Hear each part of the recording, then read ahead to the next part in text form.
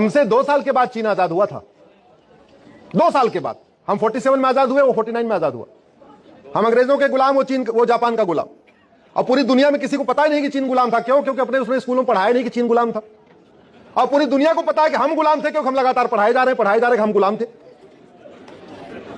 एक और काम किया उसने, 1949 में आजाद हुआ, 1950 में उसने जापानियों का नामो निशान मिटा दिया। ना किसी जापानी के नाम पे सड़क, ना जापानी के नाम पे मोहल्ला, ना जापानी के नाम पे गली, ना स्कूल में कोई जापानी के नाम पे चैप्टर, पूरा उड़ा दिया। नतीजा ये हुआ 1950 के बाद जो चाइनीज पैदा हुए उनको खबर नहीं लगी कि हाँ भैया चीन गुलाम था। और हमारे यहां हम बैठे हैं दिल्ली में, यह दिल्ली किसने बसाया था? पांडवों ने। इसको पहले इंद्रप्रस्थ कहते थे। इस इंद्रप्रस्थ में युधिष्ठिर के नाम पे सड़क नहीं है, भीम के नाम पे सड़क नहीं है, अर्जुन के नाम पे सड़क नहीं है, नकुल के नाम पे सहदेव ने सड़क नहीं है, सहदेव के नाम पे सड़क नहीं है, कुंती के नाम पे सड़क नहीं है, माद्री के नाम पे सड़क नहीं है, भीष्म पितामह के नाम पे सड़क नहीं, द्रोणाचार्य के नाम पे सड़क नहीं। लेकिन Babar road, Humayun road, Tughlaq road, Aurangzeb road. और कितने शर्म की बात है कि इस देश संविधान की शपथ लेने वाले सांसद, विधायक, मंत्री इन वहशी दरिंदों के नाम पे बड़ी हुई सड़कों पे रहते हैं। उनको शर्म नहीं आती अपना पता बताने में कि मैं बाबर रोड पे रहता हूं, मैं हुमायूं रोड पे रहता हूं, मैं तुगलक रोड पे रहता हूं। लोधी पार्क में जाने के बाद उनकी आत्मा कचोटती नहीं है कि जिस वहशी दरिंदे लोधी ने हमारी माताओं और बहनों के साथ अत्याचार किया, उनको कैद किया, उनके साथ बलात्कार किया, उस लोधी पार्क में हम घूम रहे हैं। इसलिए कहता हूं अब आर्य समाज को यह जिम्मेदारी भी उठानी पड़ेगी। और एक एक नाम कब तक बदलेंगे? 1000 नाम पड़े हैं। तरीका यही है, एक भारतीय नामकरण संहिता बनाई जाए, एक साथ पूरे भारत से गुलामी का नाम मिटा दिया जाए।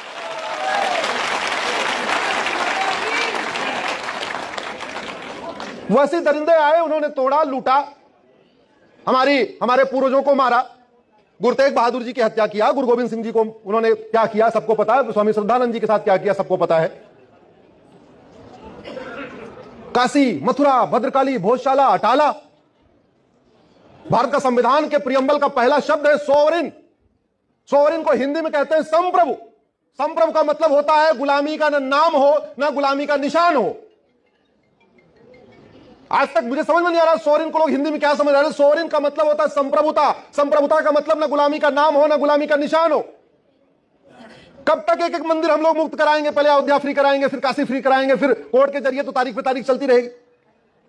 अब इसका समाधान यह है, भारत के संविधान का आर्टिकल 49 कहता है एक भारतीय धरोहर संहिता बनाओ। एक भारतीय धरोहर संहिता बना के जितने ऐसे स्थान हैं, मैं ये नहीं कह रहा हूं एक झटके में वापस ले लो, मैं कह रहा हूं पहले सर्वे करवा लो। हमारे पास टेक्नोलॉजी है, हम चंद्रयान बना सकते हैं, मंगलयान बना सकते हैं, अग्नियान बना सकते हैं, परमाणु बम बना सकते हैं। तो हमारे क्या हम वो जो ढांचा है, वो जो मंदिर है, उसको चेक करके ये नहीं पता कर सकते कि तोड़ा गया है वास्तव में एज इट इज है? हो सकता है कि नहीं हो सकता? आवाज उठाइए, भारत एक भारतीय धरोहर संहिता बनाई जाए और भारतीय धरोहर संहिता बना के जो गुलामी के निशान हैं इनको वापस लिया जाए। मुगलों ने 1000 मदरसा खोला था, आज की डेट में 3.5 लाख मदरसे चल रहे हैं। और जब मुगल चले गए तो फिर मदरसा चलना चाहिए क्या? जोर से बताइए जरा। जब अंग्रेज चले गए तो ये कॉन्वेंट चलना चाहिए क्या? जब अंग्रेज चले गए तो ये मॉन्टेसरी मिशनरी चलना चाहिए क्या? अगर एक रेलवे बोर्ड से विनय जी पूरे देश की रेलवे चल सकती है तो एक एजुकेशन बोर्ड से पूरे देश के स्कूल नहीं चल सकते क्या? अगर भारत में जीएसटी लागू हो सकता है, सामान के अनुसार टैक्स तय हो सकता है कि इस वाले पे 12%, इस वाले पे 18%, इस वाले पे 5%, तो वन नेशन वन सिलेबस नहीं हो सकता है क्या? अरे भैया, कश्मीर से कन्याकुमारी मैथ का सिलेबस एक हो सकता है, कश्मीर से कन्याकुमारी फिजिक्स का सिलेबस एक हो सकता है, केमिस्ट्री का एक हो सकता है, जूलॉजी का एक हो सकता है, बॉटनी का एक हो सकता है, हिस्ट्री का एक हो सकता है, इंग्लिश का एक हो सकता है, हिंदी का एक हो सकता है, संस्कृति का एक हो सकता है। ऐसा कौन सा विषय है जिसका हरियाणा का सिलेबस अलग होना चाहिए, यूपी का अलग होना चाहिए, बिहार का अलग होना चाहिए, बंगाल का अलग होना चाहिए? अरे इस देश में कृष्ण और सुदामा एक साथ बैठ के एक किताब पढ़ते थे। आज की डेट में मंत्री और संतरी की किताब अलग अलग है, एक है? जोर से बताइए जरा। और कहते हैं हम समरसता लाएंगे, समानता लाएंगे। समान शिक्षा के बिना समरसता की बात करना, समान शिक्षा के बिना समान अवसर की बात करना, यह केवल और केवल एक कल्पना है। जब तक समान शिक्षा लागू नहीं होगी तब तक समान सोच तैयार नहीं होगी। और ये मदरसे कितने खतरनाक है। मदरसों में क्या सिखाया जाता है? वेद हराम है, यानी आर्य समाज वाले सारे, मंदिर में पूजा करना हराम है, सब बेकार, ऐसी ऐसी शिक्षा दी जा रही है। एक अभी बयान आया था, उसे पूछा मूर्ति पूजा बड़ा अपराध है कि बलात्कार? उसने बोला मूर्ति पूजा, बलात्कार उतना बड़ा अपराध नहीं है, मूर्ति पूजा ज्यादा अपराध है। पहले 1000 मदरसे थे मुगलों के समय, अभी 3.5 लाख हैं, तो खतरा बढ़ रहा है कि घट रहा है? जोर से बताइए जरा। और आप मदरसा बंद कर सकते हो क्या? आप आवाज उठा सकते हो, आप समान शिक्षा लागू करने की मांग कर सकते हो, आप यूनिफॉर्म एजुकेशन सिस्टम लागू करने की मांग कर सकते हो। लागू तो या तो संसद से होगा या तो सुप्रीम कोर्ट से होगा, और कोई तरीका नहीं है। अनफॉर्चुनेटली ऐसे विषयों पे चर्चा नहीं हो रही है। 1861 का पुलिस एक्ट चल रहा है आज तक, और नतीजा क्या है? हर राज्य की पुलिस का बिहेवियर अलग अलग है।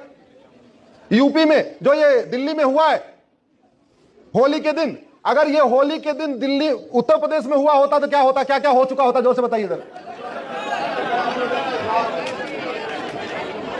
अब आप जो दिल्ली पुलिस ने किया, आप उसको ठीक वो चाहते हो या जो उन्होंने किया वो चाहते हो?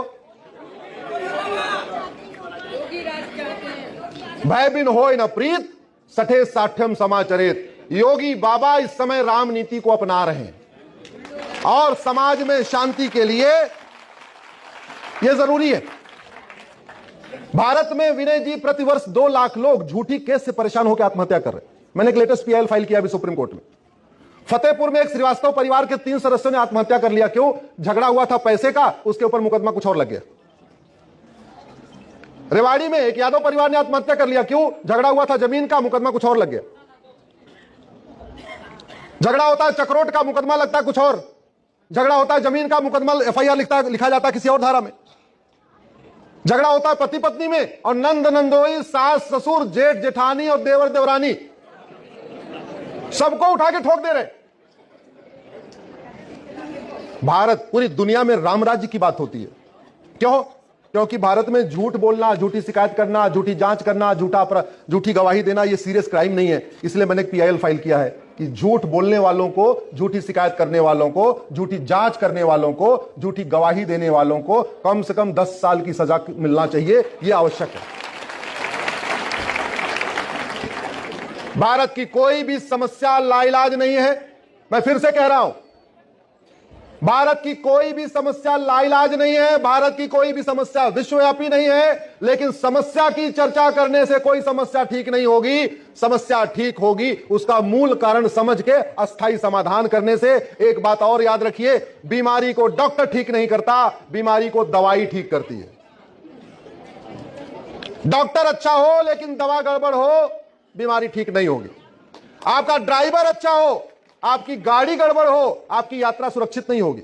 आपका आर्किटेक्ट अच्छा हो, आपका मिस्त्री अच्छा हो, आपका सीमेंट बालू गड़बड़ हो, आपका घर सुरक्षित नहीं होगा। आपको भोजन बनाना बहुत अच्छा हो, आता हो, लेकिन अगर आपका तेल मसाला गड़बड़ है, सब्जी गड़बड़ है, दाल मिलावटी है, तो आपका भोजन भी सुरक्षित नहीं होगा।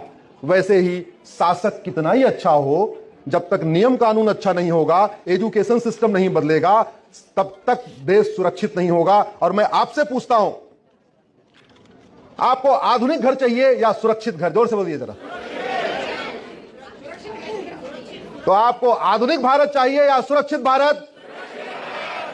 हमारी पहली आवश्यकता यह है, ये जो 25 लाख लोगों की अकाल मौत हो रही है, ये रुके, लब जिहाद रुके, लैंड जिहाद रुके, धर्मांतरण रुके, घुसपैठिए वापस भागे, जनसंख्या विस्फोट रुके, तब देश सुरक्षित होगा। क्योंकि जिस गति के साथ डेमोग्राफी बदल रही है, लब जिहाद, लैंड जिहाद, धर्मांतरण, घुसपैठ, जनसंख्या विस्फोट के कारण, इसको नहीं रोका गया तो 25 साल के बाद आपने जो सोचा नहीं है वो दिन देखना पड़ेगा। एक बात याद रखना, आडवाणी जी, जेठमलानी जी, इंद्र कुमार गुजराल साहब, मनमोहन सिंह जी अपना मकान, दुकान, खेत खलिहान, उद्योग, व्यापार छोड़ के भागे कि नहीं भागे?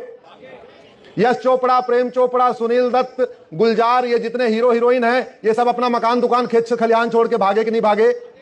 अंत में मैं इतना ही कह रहा हूं, जिन आज के नेता और अभिनेता 25 साल के बाद आपका मठ, मंदिर, मकान, दुकान, खेत खलिहान, उद्योग, व्यापार बचाने नहीं आएंगे।